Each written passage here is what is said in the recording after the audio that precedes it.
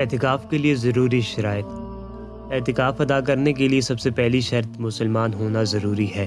اگر تو کوئی شخص مسلمان نہیں ہے تو وہ اعتکاف ادا نہیں کر سکتا۔ اس کے علاوہ چھوٹی عمر کے بچوں کو بھی اعتکاف ادا نہیں کروانا چاہیے، خاص کر کے وہ بچے جو خود سے کھا پی نہیں سکتے، پہن نہیں سکتے، تو ان بچوں کو اعتکاف ادا نہیں کروانا چاہیے۔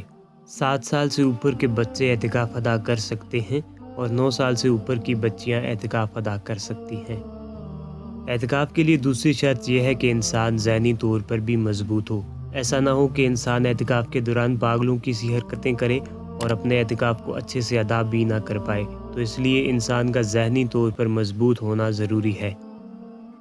اعتکاف کے لیے تیسری شرط ہے نیت، اور آپ کی نیت یہی ہونی چاہیے کہ آپ جو اعتکاف ادا کرنے جا رہے ہو یہ صرف اور صرف اللہ تعالیٰ کے لیے ہے، نہ کہ لوگوں کو دکھانے کے لیے آپ اعتکاف ادا کرو۔ اگر آپ کی نیت ہی غلط ہوگی تو آپ کا اعتکاف ادا نہیں ہوگا۔ اعتکاف کے لیے چوتھی شرط ہے اجازت لینا۔ اجازت کس سے لینی ہے؟ آپ نے اجازت اپنے ماں باپ سے لینی ہے، اور اگر کوئی شادی شدہ عورت ہے تو اسے اجازت اپنے شوہر سے لینی پڑے گی۔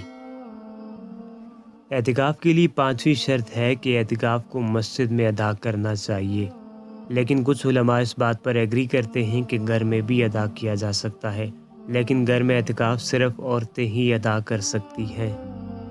اعتکاف کے لیے چھٹی شرط ہے کہ آپ کو اعتکاف کے دوران ہمیشہ وضو کی حالت میں رہنا ہے۔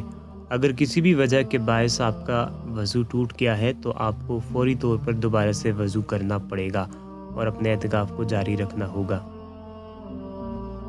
اعتکاف کے لیے ساتویں شرط ہے روزہ رکھنا۔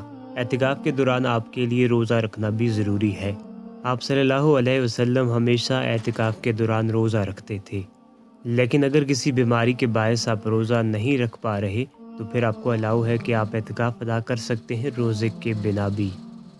اعتکاف کے دوران آپ کسی بیمار شخص کو دیکھنے نہیں جا سکتے۔ اعتکاف کے دوران آپ فوتگی پر بھی نہیں جا سکتے۔ اعتکاف کے دوران میاں بیوی اپنے تعلق کو کنٹینیو نہیں رکھ سکتے، اور اعتکاف کے دوران غیر ضروری کام کے لیے اپنی جگہ کو چھوڑ نہیں سکتے۔